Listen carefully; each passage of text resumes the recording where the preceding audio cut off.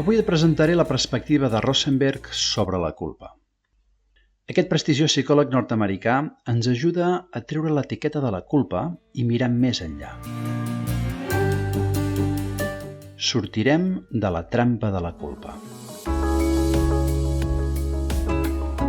La visió que adoptem i les paraules que utilitzem, a vegades, ens impedeixen empatitzar amb les nostres necessitats i sentiments. I quan ho fem, ho tenim molt difícil per establir una mirada compassiva, orientada a solucionar el problema. Per això, t'aporto pautes per transformar aquest enfoc de la culpa en un enfoc constructiu. Benvingut a Pulsacions de Psicologia. Soc Jordi Planes. Aquest és el tercer episodi sobre la culpa. Si no vas escoltar els dos primers, trobaràs l'enllaç aquí sota o a youtube.com/psi Jordi Planes. Recapitulem. En el primer episodi diferenciàvem la culpa adaptativa, que és la que ens aporta valor, de la culpa desadaptativa, que ens produeix sofriment i no ens ajuda ni a entendre què ens passa ni tampoc ens prepara per solucionar-ho.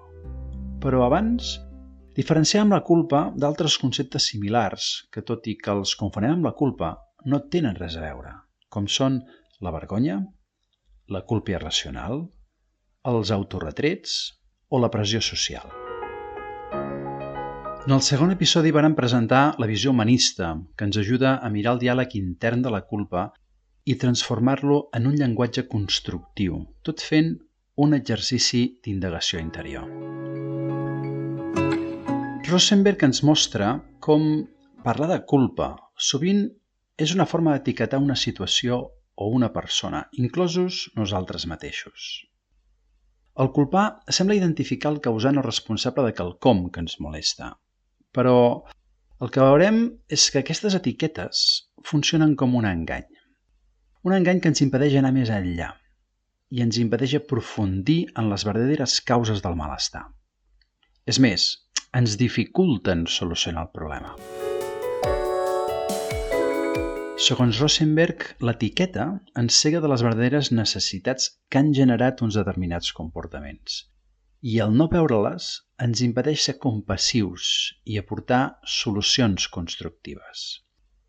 Veiem-ho en detall. A l'episodi anterior et vaig demanar que pensessis en alguns exemples de culpa. Et proposo que els recordis o, si ho prefereixes, que en pensis de nous. Pensa en un cas en què t'hagis sentit culpable i un cas en què tu hagis culpat algú.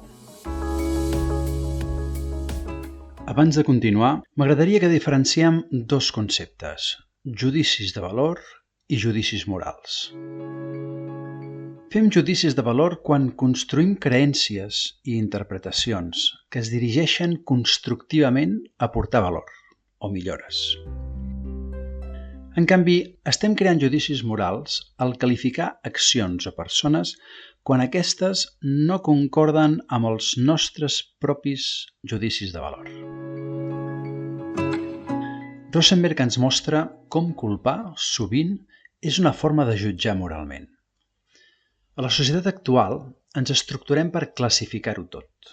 Jutgem i posem etiquetes. El fet de jutjar ens porta a dictaminar el que està bé i el que no, en base a classificacions i dicotomies. I aprenem a veure aquest exercici com a constructiu, com a normal. Però fins a quin punt realment ho és?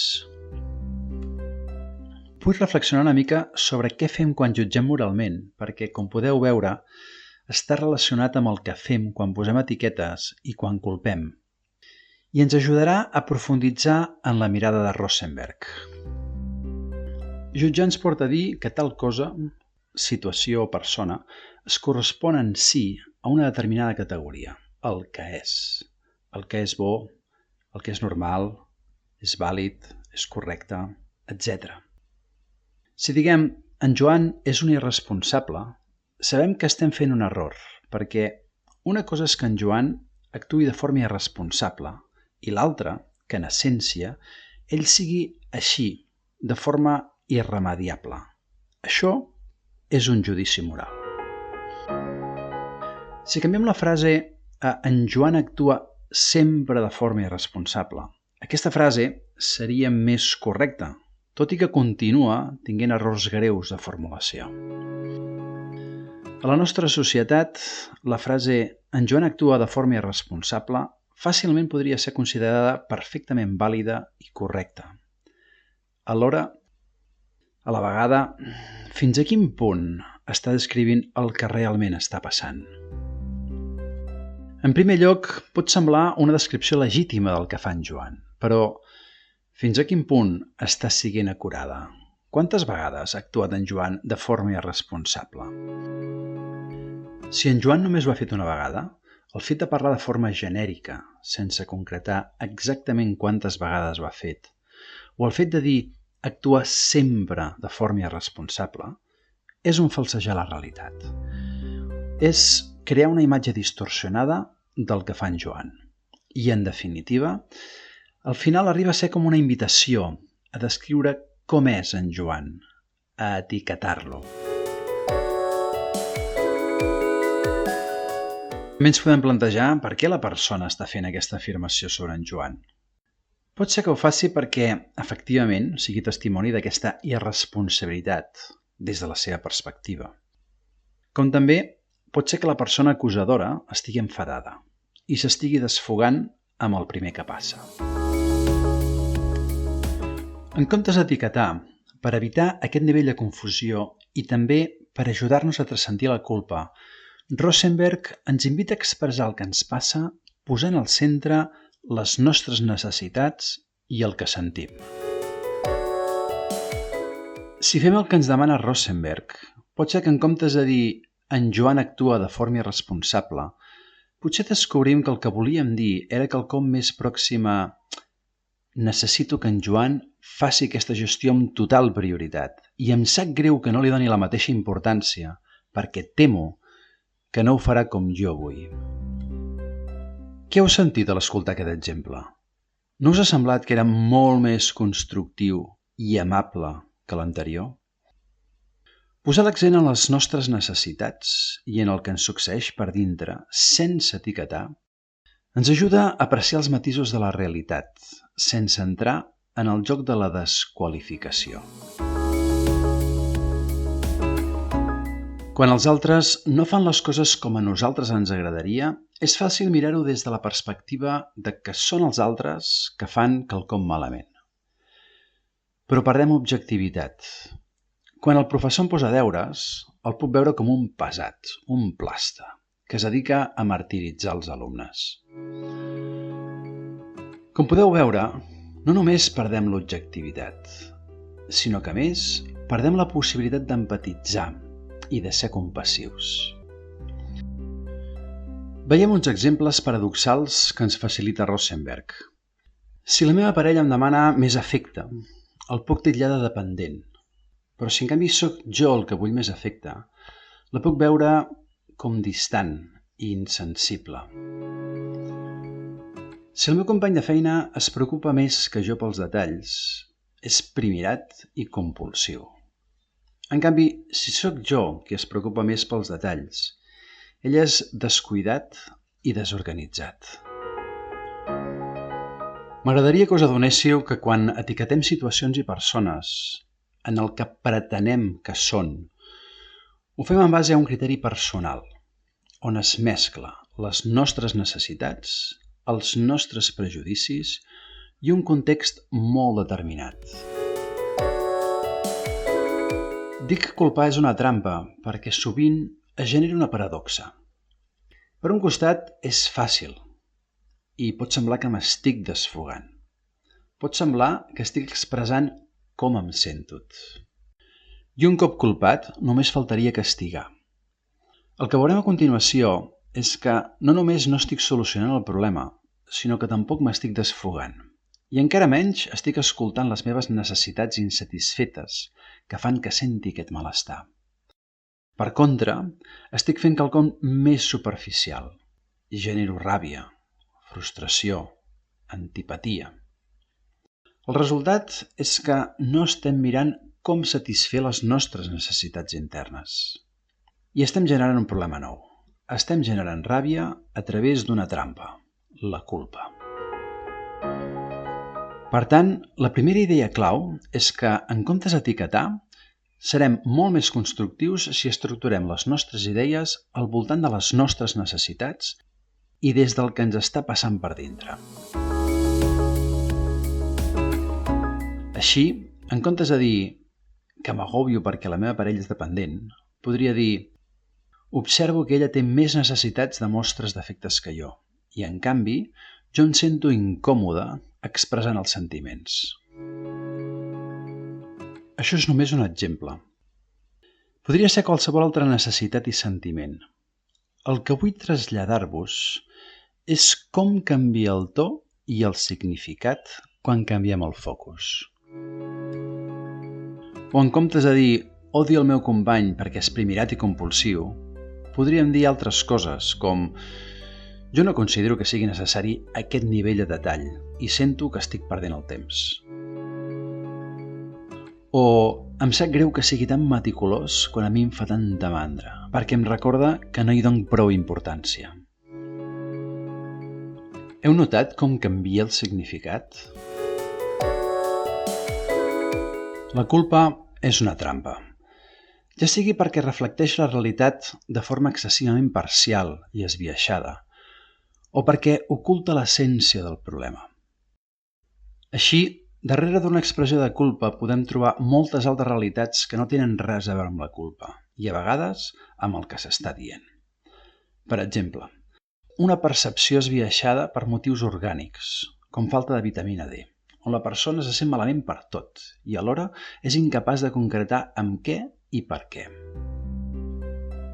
O també pot ser una reacció fruit d'un trauma emocional, que seria un tot i que no he fet res malament, em sento responsable de tot el que està passant. Com també podria ser per moltes altres realitats, estats d'ànims depressius, por, frustració, ràbia. De fet, les expressions de culpa solen ser tan vagues i inconcretes que tan puc estar expressant una culpa sana com quelcom que no té res a veure. Llavors, què podem fer? Per ajudar-te a identificar el que hi ha darrere de totes aquestes expressions, et proposo que utilitzis 3 pautes que explicarem en un exercici. El primer pas és concretar els sentiments. El segon pas és connectar aquests sentiments amb les necessitats o expectatives que no hem vist satisfets. I el tercer pas és permetre la compassió. Veiem-los ara amb detall i amb exemples. El primer pas és expressar els sentiments concrets que estic sentint. Per tant, us proposo que substituïu culpable o em sento malament per un sentiment concret. Hauríem de ser capaços de dir sento ràbia, frustració, tristesa, em sap greu, etc. La finalitat és que esbrineu exactament què és el que us està passant per dintre i ho aconseguiu diferenciar de fórmules que no tenen res a veure amb el que sentiu. Per exemple, si digueu em sento malament, què vol dir? És frustració? És tristesa? Què és? Per tant, en comptes de dir em sento malament de que estiguis preocupada, podries dir em sento trist de que estiguis preocupada. En alguns casos pot semblar que retallem una mica el contingut, però ho arreglarem en el següent pas. El segon pas és que connecteu aquest sentiment amb necessitats concretes. Rosenberg ens ensenya que els nostres sentiments estan sempre connectats amb les nostres necessitats que no s'han vist satisfetes. Parlo de necessitats i alhora incloc dins el seu significat els desitjos, expectatives, esperances o valors que no s'han vist satisfets. Necessitats pròpies, d'un mateix, no dels altres, ni en el que fan els altres. Com més honestament i clarament puguem connectar els nostres sentiments amb les nostres necessitats, més fàcil serà empatitzar i generar una resposta compassiva. Això s'aplica tant a quan culpem els altres com també a quan ens culpem a nosaltres mateixos. I és que quan ens culpem també estem expressant que al darrere hi ha unes necessitats i uns sentiments no satisfets. Posem un exemple. Si algú et diu «tu no m'entens», que en alguns casos és una forma de culpar l'altre, és com un dir «tot va malament per culpa teva». Pot ser que si fa aquest exercici descobreixi que en realitat el que vol dir és «m'agradaria que em comprenguessis en aquest aspecte, perquè necessito que siguem un equip en aquest tema». I al veure que no ho fas, em sento frustrat i sol. Et proposo que ho provis de fer amb els exemples de culpa que t'has preparat. Quines necessitats teves has trobat al darrere? Finalment, el tercer pas és permetre la compassió. Efectivament, a fi de que culpar sigui adaptatiu o constructiu, hem de permetre la compassió. I això passa tant quan es tracta de que culpem els altres com també de que ens culpem a nosaltres mateixos. En ambdós casos, necessitarem empatitzar amb les nostres necessitats i en com ens estem sentint i generar una resposta que no es limiti a etiquetar, sinó que sigui constructiva, compassiva. Posem un exemple.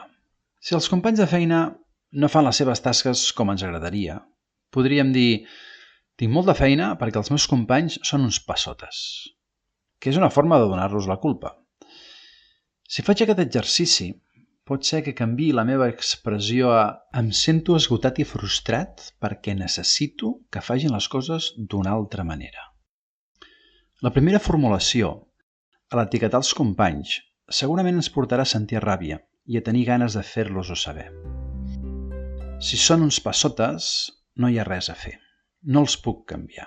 I tampoc servirà de res que parli amb ells.